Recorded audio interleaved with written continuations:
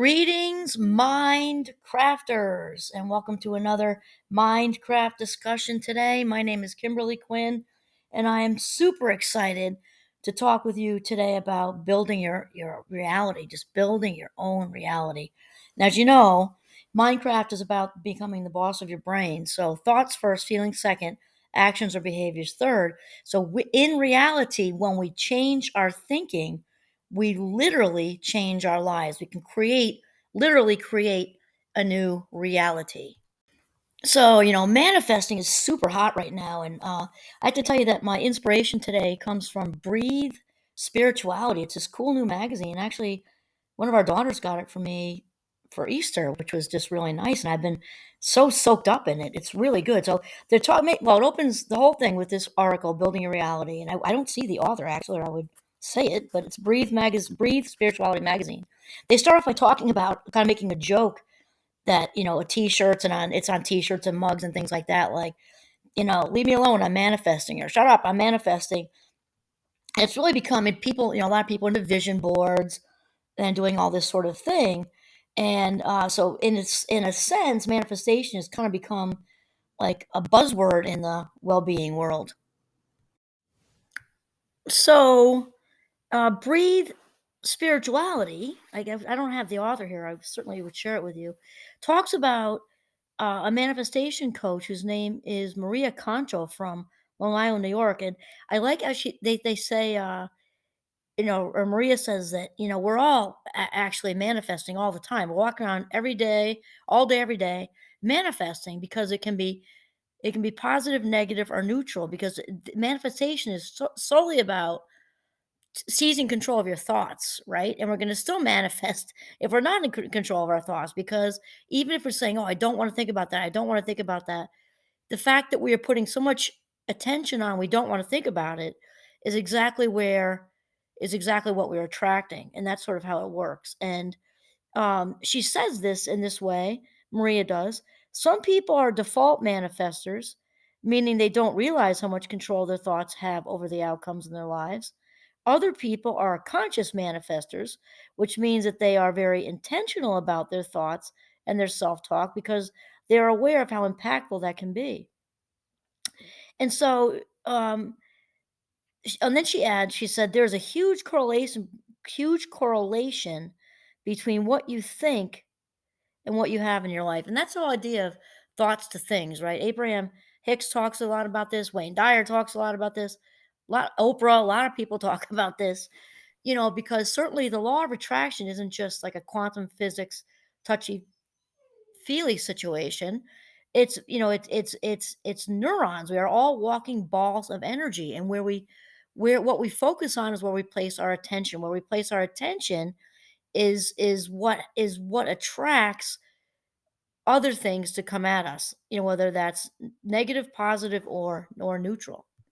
And so the article continues, to talk about noticing patterns. If you're going to manifest things, again, we are all manifesting, but if you want to be a conscious manifestor, let's put it that way, in living deliberately, it's really important to notice the patterns of thought that you have going on in your mind. And my friend Tom and I talk about this a lot.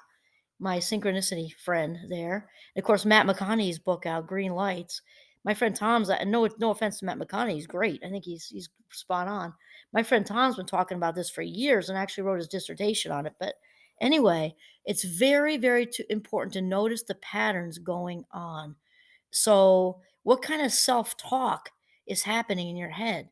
Because we walk around, we talked about this. 95% of our thoughts are unconscious. I think it's after age 35. We're mostly walking around thinking the same thing, feeling the same thing, and then doing the same thing.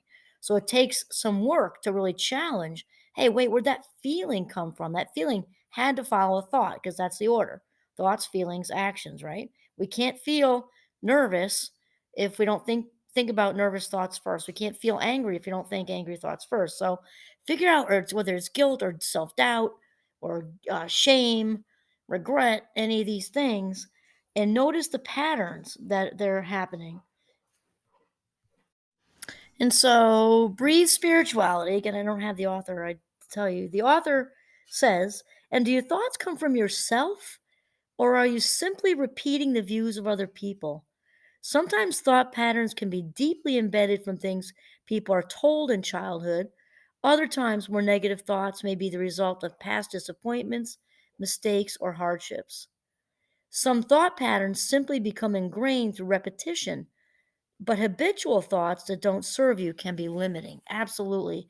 We know the brain loves repetition and patterns. Just repeat, repeat, repeat turns into a pattern turns into a habit, and the habit then can turn into an addiction. And Joe Dispenza talks a lot about this. And not even in, he talks about substances and things like that too, but a lot of the time he's talking about how we can become addicted to emotions, addicted to feeling guilty or ashamed, or addicted to self-doubt, addicted to regret, addicted to anger, and addicted to being hurt. We can actually become comfortable with that feeling, being hurt, and we tend to sort of land in this place, the default network, we call it. Usually, or most often, happens when we are on autopilot, kind of cruising along, not being mindful or attentive. And we land in this place, and then we tend to gravitate towards other people that kind of have the same agenda. Like, I need to feel guilty, and I need to feel badly about myself in whatever way. I need the self doubt. We tend to just like play the story out over and over and over again. And then they go on to say, just like we were just saying, is whatever we focus on is where we place our attention. What we place our attention on attracts more of it, whether that's negative, positive, or neutral. Even if we're trying to tell ourselves, okay, I'm not going to think about that. Okay, I don't want to think about that. I really don't want to think about that. The more we think about not thinking about it, we're actually attracting it even more so. And so when we focus on all these negative emotions, here's the basic thing, okay? Negative emotion Negative emotion leads to negative experience, and that's just relatively obvious, right? Positive emotion leads to positive experience. So when we kind of get locked into those negative emotions, we are then sort of creating resistance. It's similar to swimming upstream. You were going along with the flow, nice current, beautiful sunny day, going with the flow.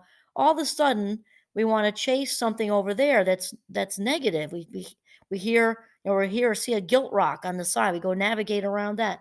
Go navigate around something we regret. And all of a sudden we're spinning around.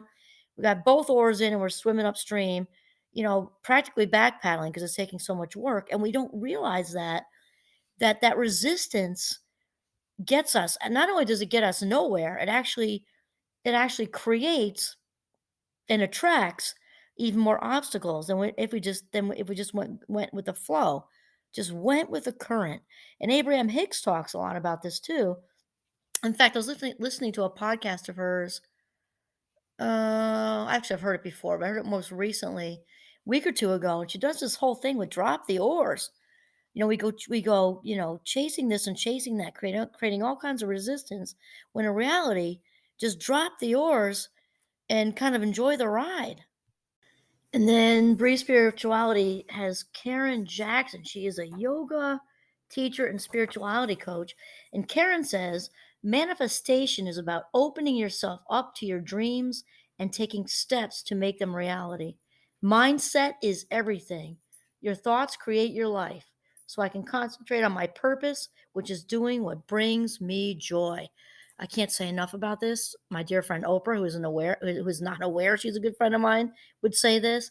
And Oprah talks about her whole, career path when she was, in her early 20s getting started, and all these different things that happened to steer her in different directions. And she says, and I 100% agree with her because that's how I've lived my life. You know by how you feel. You know when it's the next right move for you by how you feel. When it's all about the fulfillment feeling. You just like the green lights, like my friend Tom says, like my eventual friend maybe Matt McConaughey says, because we need to go inside to listen to the inner voice. And that is how it all comes together. Hearing the voice, what's my next move? Then it just feels so right. And the other thing is to be grateful for the green lights, or in other words, breadcrumbs along the way, because I think it's Abraham Hicks who talks about this. People get so focused on outcome, and that's not the way to do it. We want to focus on the journey, which I know sounds cliche, but it's true, and focus on the feeling I'm already having whatever. And not necessarily a material thing, but maybe it's a promotion, a new job, moving, a love relationship, and actually feeling as if you've already accomplished that already. And that's where the brain does not know the difference if you're sort of, creating this feeling of love, or if this someone is right there with you. The brain, cognitively speaking, the brain does not know the difference. And they talk here about manifestation can be a very practical tool to reaching goals, thoughts to things, making your internal reality and out and external reality and that sort of thing. And so the think big part is also, as we were saying, to really you can do vision boards and all that sort of thing. But no matter how, we really want to visualize, whether you have a vision board or you don't, visualize yourself in whatever scenario. Again, not attached to a specific outcome. Just envision yourself with the feeling of said outcome. And then the next place we go again is to feel grateful for the breadcrumbs or the green lights, each and every one. So somebody, you're manifesting, you're feeling these feelings about being in said situation, and then all of a sudden, a friend of yours says, "Oh, I want to introduce you to somebody," and that friend says, "Oh, and then somehow, like three people in that you don't even know anymore, all of a sudden somebody has an idea for you, or I've used this one before. You're in a grocery store because this my life is like this, and you overhear a conversation behind you that's about the book you couldn't remember the title of. That's exactly what you need to finish whatever. This happens all the time. I get behind cars and there's a bumper sticker that's literally what's in my head. I mean, it's just so crazy. And so when each and every little sort of step forward, the breadcrumbs moving you towards your next move happen, make sure to voice it in your mind. Better yet, write it down. Thank you for that phone call that seemed to come out of nowhere. I don't believe in accidents myself. That phone call from so and so who thought they had the wrong number, and now I just found out, or that I happened to land on. Well, in the old days, we'd say the newspaper and see that job, or the website is bouncing around, and who knew? And I can't believe somebody just gave me the heads up that this is open, and this stuff just really starts to happen once you allow yourself to be in the place of allowing. So first it's figure out what your heart's desire is, right? That's the asking phase. Next, so okay, asking phase, heart's desire, just figure it out. What is it? I need a promotion. I not need, want, desire a promotion, a change, desire to travel, desire a break. Maybe you've saved up and you want to go do some traveling. Desire a new relationship, desire a new roommate, desire to live in a different state or country, whatever. And then to work real hard on the listening piece, right? The listening piece, being grateful for every little thing. And then that leads us to step three, which is being in receiving or allowing mode. In receiving mode, just ready. Because when we are grateful, grateful, grateful, the universe responds to every single thought we have. That's why it doesn't help to say, I'm not thinking about that anymore. I'm thinking about that anymore. And then that you're just going to get more of whatever it is you don't want to think about. That's just how it works. And so we have to just not talk about it so much and just do it. Shift into a more positive place with more positive energy and just keep working at it, because the brain can be stubborn, especially if it's been allowed to run that negative self-talk loop through for so long.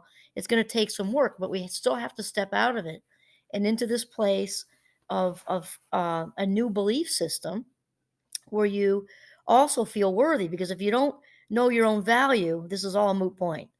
Got to know your own value and believe that you are worthy of good things happening. And right there, combined with gratitude, knowing your value and gratitude and focus, sum it right up. That is manifestation. It'll be like a faucet turns on that you can't shut off. Not that you'd want to, but that's just what it's like. So, okay.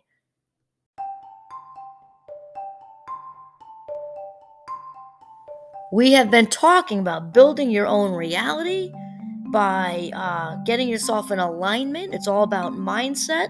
all about mindset and shifting into this place, very positive place of where your heart's desire is, out of negative self-talk, and doing lots of meditative manifestation. Awesome. This is Kimberly Quinn signing off from the beautiful Northern Vermont. Have a mindful day of manifestation.